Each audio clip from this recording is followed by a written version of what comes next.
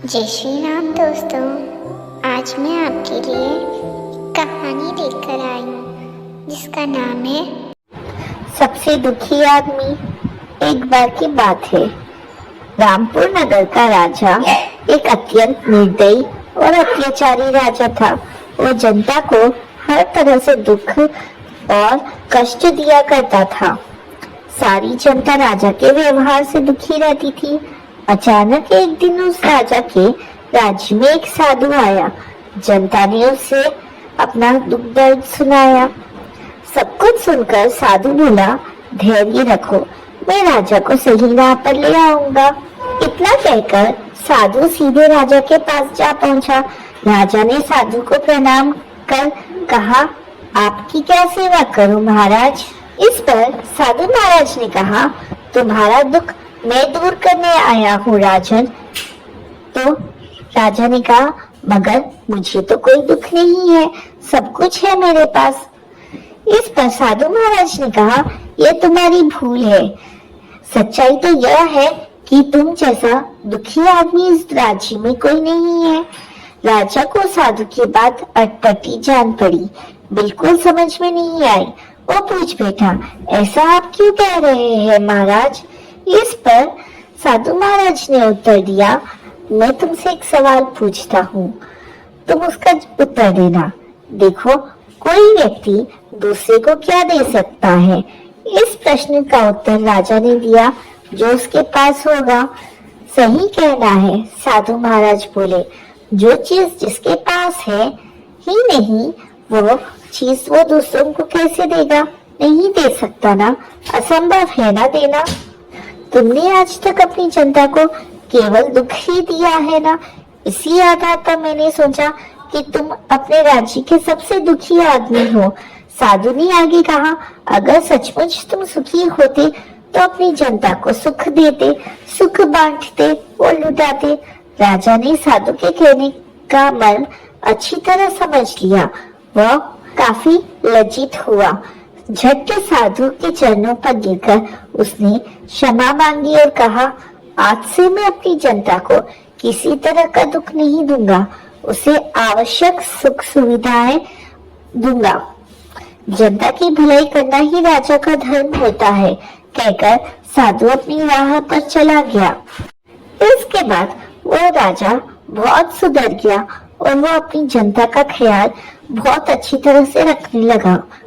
दोस्तों, इस कहानी से हमें यह सीख मिलती है कि एक राजा का फर्ज होता है कि वो अपना जनता का अच्छी तरह ध्यान रखे, उनकी सुख सुविधाओं के लिए जो कर सकता है वो करे और कभी भी अपनी सत्ता और ताकत का गलत फायदा ना उठाए। जय श्री कृष्ण, राधे राधे। राजा और मधुमक्खी। एक दिन दोपहर को राजा सूरजमल अपने बगीचे में लेके झपकियां ले रहे थे। दो सेवक खड़े मक्खियां उड़ा रहे थे, लेकिन अभी आंख लगी ही थी कि एक मधुमक्खी ने राजा की नाक पर डंक मार दिया। राजा की नींद दर्द से खुल गई। बिल्कुल ऐसा लगा था किसी ने तेज सुइयां चुभो दी हो। नाक सूजने लगी। राजा ने अपराधी को इधर उधर देखा, लेकिन उसे कोई नहीं दिखा। शाही नाक फूलकर अनार की तरह लाल हो गई। राजा बहुत क्रोधित हुआ। क्रोध में उसने राज्य की सारी मक्खियां और मधुमक्खियों को हाजिर होने का हुक्म दिया। वे सब छत्ते घोंसले में से निकलकर राजा के सामने उपस्थित हुए। हजारों की संख्या में वे चकित सिंहासन के सामने उपस्थित थे कि पता नहीं राजा ने क्यों बुलाया। बड़ी तेज भनभनाहट हो रही थी। राजा चिल्लाया, शांति, और एकदम शांति हो गई। सब क्रोधित राजा का चेहरा देखने लगे। शाही नाक फूलकर फैल गई थी। वह क्रोध और दर्द में बोला, किसने राजा के साथ ऐसा करने की जरूरत की है। यह कहते हुए उसने अपनी उंगली नाक पर रखकर सबको दिखाई। चारों ओर फिर भनभनाहट प्रारंभ हो गई कि आखिर ऐसा अपराध किया किसने। शीघ्र ही एक छोटी सी मक्खी उठी और सिंहासन के पास जाकर बोली, आपकी अपराधी मैं हूँ, मैं आपके रहमो कर्मों पर हूँ। इस पर राजा कहता है, तुमने मेरे चेहरे को बदसूरत बनाने की हिम्मत कैसे की? राजा चिल्लाया। मधुमक्खी कहती है, महाराज क्षमा हो बदसूरत बनाने के लिए, मैं भूल कर भी राजा के साथ ऐसा नहीं कर सकती, ये गलती से हो गया। मैं अभी छोटी सी मधुमक्खी हूँ, मैंने अभी नाक कान में फर्क करना नहीं सीखा। आपकी नाक से गुलाब की खुशबू आ रही थी और सेब की तरह दिखाई दे रही थी। महाराज मैं तो मधु पीने के लिए गई थी, गलती बस इतनी ही थी, इसे अपराध ना माने। राजा के चेहरे पर मधुमक्खी की बात सुनकर मुस्कुराहट आ गई, लेकिन अपने बदसूरत चेहरे को सोचकर वो फिर क्रोधित होकर बोला, बस तुम्हें यही कहना था? मैं देख रहा हूँ तुम बहुत बकबक करती हो। मधुमक्खी साहस करके बोली, महाराज राजा का अधिकार है छोटों की गलतियों को माफ करना। हम छोटे हैं, हमारा जीवन छोटा है, हम में आप जितनी बुद्धि तो नहीं है, और फिर हो सकता है किसी दिन आपको मेरी किसी तुच्छ सेना की आवश्यकता पड़ जाए, तब मैं आपकी दया का ऋण चुका दूंगी। महाराज को मधुमक्खी की यह बात सुनकर बहुत हंसी आई और वो जोर जोर से हंसने लगा और कहने लगा, मैं राजा हूँ, मुझे तुम्हारी जरूरत पड़ेगी, हा हा हा, और तुम उसका ऋण चुकाओगी, हा हा हा। भाग जाओ मधुमक्खी। अभी राजा के मुख से निकले शब्द भी पूरे नहीं हुए थे कि मधुमक्खी वहां से भाग गई। धीरे धीरे राजा की नाक ठीक हो गई और वो मधुमक्खी के बारे में भूल गया। एक दिन रानी शीबा कुछ दरबारियों, सेवकों, सेविकाओं के साथ कुछ उपहार लेकर आ रही थी। वो राजा सूरजमल से पहेलियां पूछा करती थी और राजा उनका उत्तर अपनी सूझबूझ से दिया करते थे। उसने अपनी चतुराई से एक पहेली गढ़ी थी जिसमें राजा को नकली और असली गुलाब के फूलों में से असली फूल को एक गुच्छा चुनना था। उसने गुलाब की नकली फूलों से एक गुच्छा बनाया था जो बिल्कुल असली लगता था। नकली असली फूल राजा की नजरों के सामने से गुजर गए, लेकिन राजा बिल्कुल फर्क नहीं बता सका। वो बहुत निराश हो रहा था। वो हार मानने ही वाला था कि उसके कानों में गुनगुनाहट सी महसूस हुई। यह गुनगुनाहट और किसी की नहीं, वही मधुमक्खी थी जिसने राजा की नाक पर काटा था। उसे देखकर वो मुस्कुरा दिया। मधुमक्खी आकर असली फूल पर बैठकर उड़ गई। राजा के चेहरे पर मुस्कुराहट आ गई और उसने असली फूल की ओर इशारा कर दिया। इस प्रकार मधुमक्खी ने राजा का ऋण चुका दिया। राजा की नाक पर काटने वाली मधुमक्खी ने आज राजा की नाक रख ली। दोस्तों, इस कहानी से हमें यह सीख मिलती है कि छोटी सी गलती भी कभी कभी बड़ा प्रभाव डाल सकती है और सभी को अपनी सेवाओं और सहायताओं के लिए खुले मन से धन्यवाद देना चाहिए। जय श्री कृष्णा। राधे राधे। एक बार की बात है, किसी गांव में एक साधु बाबा रहा करते थे। पूरे गांव में वह अकेले साधु थे जिन्हें पूरे गांव से कुछ न कुछ दान में मिलता रहता था। दान की लालच में उन्होंने गांव में किसी दूसरे साधु को नहीं रहने दिया और अगर कोई आ जाता था तो उन्हें किसी भी प्रकार से गांव से भगा देते थे। इस प्रकार उनके पास बहुत सारा धन इकट्ठा हो गया था। वहीं एक ठग की नजर कई दिनों से साधु बाबा के धन पर थी। वह किसी भी प्रकार से उस धन को हड़पना चाहता था। उसने योजना बनाई और एक विद्यार्थी का रूप बनाकर साधु के पास पहुंच गया। उसने साधु से अपना शिष्य बनाने की आग्रह किया। पहले तो साधु ने मना किया, लेकिन फिर थोड़ी देर बाद वह मान गया और ठग को अपना शिष्य बना लिया। ठग साधु के साथ ही मंदिर में रहने लगा और साधु की सेवा के साथ साथ मंदिर की देखभाल भी करने लगा। ठग की सेवा ने साधु को खुश कर दिया, लेकिन फिर भी वह ठग पर पूरी तरह विश्वास नहीं कर पाया। एक दिन साधु को किसी दूसरे गांव से निमंत्रण आया। और वह शिष्य के साथ जाने के लिए तैयार हो गया। साधु ने अपने धन को भी अपनी कोठी में बांध दिया। रास्ते में उन्हें एक नदी मिली। साधु ने सोचा कि क्यों न गांव में प्रवेश करने से पहले नदी में स्नान कर लिया जाए। साधु ने अपने धन को एक कंबल में छुपाकर रख दिया और ठग से उसकी देखभाल करने को बोलकर नदी की ओर चले गए। अब तो ठग की खुशी का ठिकाना ही नहीं रहा। उसे जिस मौके की तलाश थी वो मिल गया। जैसे ही साधु ने नदी में डुबकी लगाई, ठग सारा सामान लेकर वहां से भाग गया। जैसे ही साधु वापस आया, उसे ना तो शिष्य मिला और ना ही अपना सामान। साधु ने ये सब देखकर अपना सिर पकड़ लिया। दोस्तों, हमें इस कहानी से यह सीख मिलती है कि कभी भी लालच नहीं करना चाहिए और ना ही किसी की चिकनी चुपटी बातों पर विश्वास करना चाहिए। एक बार की बात है, सीतापुर गांव में जीन धन नाम का एक बनिया रहता था। उसका काम कुछ अच्छा नहीं चल रहा था, इसलिए उसने धन कमाने के लिए विदेश जाने का फैसला किया। उसके पास कुछ ज्यादा पैसे या कोई कीमती वस्तु नहीं थी, सिर्फ उसके पास एक लोहे का तराजू था।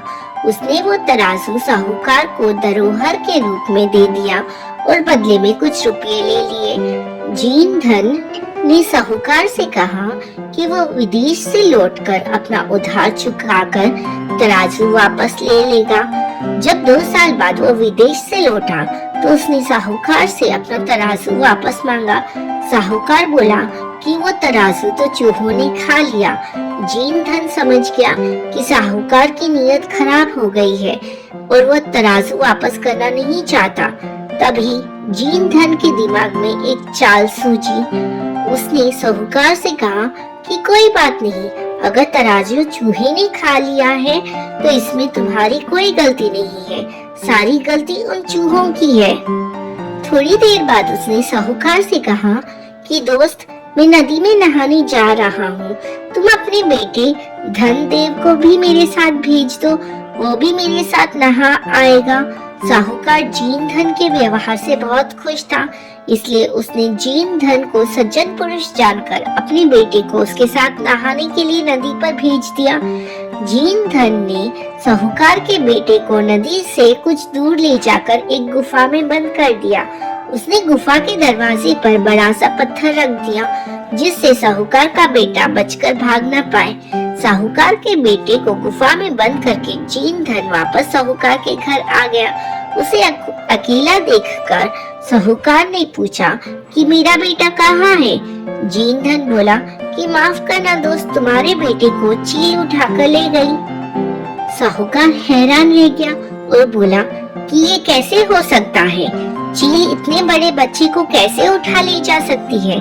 जीन धन बोला, जैसे चूहे लोहे के तराजू को खा सकते हैं, वैसे ही चील भी बच्चे को उठाकर ले जा सकती है। अगर बच्चा चाहिए तो तराजू लौटा दो। जब साहूकार ने देखा कि उसके ऊपर मुसीबत आई है, तब साहूकार को अकल आई। उसने जीन धन को तराजू वापस कर दिया और जीन धन ने साहूकार के बेटे को आजाद कर दिया। दोस्तों, इस कहानी से हमें यह सीख मिलती है, जो जैसा व्यवहार करता है उसके साथ वैसा व्यवहार करो, ताकि उसे अपनी गलती का एहसास हो जाए। बरसों पुरानी बात है। एक गांव में देवदत्त नाम का ब्राह्मण अपनी पत्नी देवकन्या के साथ रहता था। उन दोनों की कोई संतान नहीं थी। आखिरकार कुछ वर्षों के बाद उनके घर प्यारे से बच्चे ने जन्म लिया। ब्राह्मण की पत्नी अपने बच्चे को बहुत प्यार करती थी। एक दिन की बात है, ब्राह्मण की पत्नी देवकन्या को अपने घर के बाहर नेवले का छोटा सा बच्चा मिला। उसे देखकर देवकन्या को उस पर दया आ गई और वो उसे अपने घर के अंदर ले गई और उसे अपने बच्चे की तरह पालने लगी। ब्राह्मण की पत्नी बच्चे और नेवले दोनों को अक्सर पति के जाने के बाद घर में अकेला छोड़कर काम से चली जाती थी। नेवला इस दौरान बच्चे का पूरा ख्याल रखता था। दोनों के बीच का अपार स्नेह देखकर देवकन्या बहुत खुश थी। एक दिन अचानक ब्राह्मण की पत्नी के मन में हुआ कि कहीं यह नेवला मेरे बच्चे को नुकसान न पहुंचा दे। आखिरकार जानवर ही तो है और जानवर की बुद्धि का कोई भरोसा नहीं कर सकता। समय बीतता गया और नेवला और ब्राह्मण के बच्चे के बीच का प्यार और गहरा होता गया। एक दिन ब्राह्मण अपने काम से बाहर गया हुआ था। पति के जाते ही देवकन्या भी अपने बच्चे को घर में अकेला छोड़कर बाहर चली गई। इसी बीच उनके घर में एक सांप घुस आया। इधर ब्राह्मण देवदत्त का बच्चा आराम से सो रहा था, उधर सांप तेजी से उस बच्चे की ओर बढ़ने लगा। पास में ही नेवला भी था। जैसे ही नेवले ने सांप को देखा तो वो सतर्क हो गया। नेवला तेजी से सांप की ओर लपका और दोनों के बीच काफी देर तक लड़ाई हुई। आखिर में नेवले ने सांप को मारकर बच्चे की जान बचा ली। सांप को मारने के बाद नेवला आराम से घर के आंगन में बैठ गया। इसी बीच देवकन्या घर लौट आई। जैसे ही उसने नेवले के मुंह को देखा तो वो डर गई। नेवले का मुंह सांप के खून से लथपथ था, लेकिन इस बात से अनजान देवकन्या के मन में कुछ और ही सोच लिया। वो गुस्से से कांपने लगी। उसे लगा कि नेवला ने उसके प्यारे बेटे की हत्या कर दी है। यही सोचते सोचते ब्राह्मण की पत्नी ने एक लाठी उठाई और नेवले को पीट पीट कर मार डाला। नेवले को जान से मारने के बाद ब्राह्मण अपने बच्चे को देखने के लिए घर के अंदर तेजी से भागी। वहां बच्चा हंसते हुए खिलौने के साथ खेल रहा था। इसी दौरान उसकी नजर पास में मरे पड़े सांप पर गई। सांप को देखते ही देवकन्या को बहुत पछतावा हुआ। वो भी नेवले से बहुत प्यार करती थी, लेकिन गुस्से और अपने बच्चे के मोह में उसने बिना कुछ सोचे समझे नेवले को मार दिया। अब ब्राह्मण की पत्नी जोर जोर से रोने लगी, लेकिन तब तक बहुत देर हो चुकी थी। उसी समय ब्राह्मण भी घर लौट आया। वह पत्नी की रोने की आवाज सुनकर दौड़ता हुआ घर के अंदर गया। उसने पूछा, देवकन्या तुम क्यों रो रही हो? ऐसा क्या हो गया है? उसने अपने पति को सारी कहानी सुना दी। नेवले की मौत की बात सुनकर ब्राह्मण देवदत्त को बहुत दुख हुआ। दुखी मन से ब्राह्मण ने कहा, तुम्हें बच्चे को घर में अकेला छोड़कर जाने और अविश्वास का दंड मिला है। दोस्तों, इस कहानी से हमें यह सीख मिलती है, बिना सोचे समझे गुस्से में आकर कोई काम नहीं करना चाहिए। साथ ही विश्वास की डोर को कभी शक की वजह से टूटने नहीं देना चाहिए। कई सालों पहले की बात है। एक गांव में युधिष्ठिर नाम का एक कुम्हार रहा करता था। दिन में वह मिट्टी के बर्तन बनाता और जो भी पैसे मिलते थे उनसे शराब खरीद कर पी लेता था। एक रात वो शराब के नशे में अपने घर लौट रहा था। वह इतना नशे में था कि ठीक से चल भी नहीं पा रहा था। अचानक उसका पैर लड़खड़ाया और वो जमीन पर गिर पड़ा। जमीन पर कांच के टुकड़े पड़े थे, जिनमें से एक टुकड़ा उसके माथे में घुस गया। उसके माथे से खून बहने लगा और इसके बाद कुम्हार किसी तरह उठा और अपने घर की ओर चल दिया। अगले दिन जब उसे होश आया तो वो वैद्य के पास गया और पट्टी करवाकर दवाई ले ली। वैद्य ने कहा, घाव गहरा है, इस कारण इसे भरने में समय लगेगा। पूरा भर जाने के बाद भी इस घाव का निशान नहीं जाएगा। इसके बाद कई दिन बीत गए। अचानक उसके गांव में सूखा पड़ गया। सभी लोग गांव छोड़कर जाने लगे। कुम्हार ने भी गांव छोड़कर जाने का फैसला किया और दूसरे देश की तरफ निकल गया। नए देश में जाकर वो राजा के दरबार में नौकरी मांगने गया। वहां राजा ने उसके माथे पर चोट का निशान देखा और सोचा, यह जरूर कोई पराक्रमी योद्धा होगा और दुश्मन से लड़ते समय इसके माथे पर चोट लगी होगी। यह सोचकर राजा ने उसे अपने दरबार में एक खास जगह दे दी और उस पर विशेष ध्यान देने लगे। यह देखकर राजा के दरबार में मौजूद राजकुमार, सेनापति और अन्य मंत्री उससे जलने लगे। ऐसा कई दिनों तक चलता रहा। एक दिन शत्रुओं ने राजा के महल पर हमला कर दिया। राजा ने अपनी पूरी सेना को युद्ध के लिए तैयार किया। उसने युधिष्ठिर से भी युद्ध में जाने के लिए कहा। युधिष्ठिर जब युद्ध भूमि की तरफ जा रहा था तो राजा ने उससे पूछा कि उसके माथे पर चोट कैसी लगी और किस युद्ध में लगी। इस पर युधिष्ठिर ने सोचा कि अब वह राजा का भरोसा जीत चुका है और अब अगर वो राजा को सच बता देगा तो कोई समस्या नहीं होगी। यह सोचकर उसने राजा से कहा, राजन, मैं कोई योद्धा नहीं हूँ, मैं तो एक साधारण सा कुम्हार हूँ। यह चोट मुझे किसी युद्ध में नहीं बल्कि शराब पीकर गिरने के कारण लगी थी। इस पर कुम्हार की यह बात सुनकर राजा को बहुत गुस्सा आया। उसने कहा, तुमने मेरा विश्वास तोड़ा है और मुझे छल करके दरबार में इतना ऊंचा पद पाया है। निकल जाओ मेरे राज्य से। कुम्हार ने राजा से बहुत मिन्नतें की। उसने कहा कि अगर उसे एक मौका मिले तो वो युद्ध में राजा के लिए अपने प्राण भी दे सकता है। राजा ने कहा, तुम चाहे जितने भी वीर और पराक्रमी हो, लेकिन तुम शूरवीरों के कुल से नहीं हो। तुम्हारी हालत शेरों के बीच रहने वाले उस गीदड़ की तरह है जो हाथी से लड़ने की जगह उसे दूर भागने की बात करता है। मैं तुम्हें जाने दे रहा हूँ, लेकिन अगर दूसरे राजकुमारों और मंत्रियों को इस बारे में पता चला तो वो तुम्हें मार डालेंगे। इसलिए कहता हूँ कि तुम अपनी जान बचाओ और भाग जाओ यहाँ से। कुम्हार ने राजा की बात मानी और तुरंत उस राज्य को छोड़कर चला गया। बच्चों, इस कहानी से हमें यह सीख मिलती है कि इंसान की असलियत ज्यादा दिन तक छुप नहीं सकती। वो एक ना एक दिन सबके सामने आ ही जाती है और उसका राज खुल जाता है।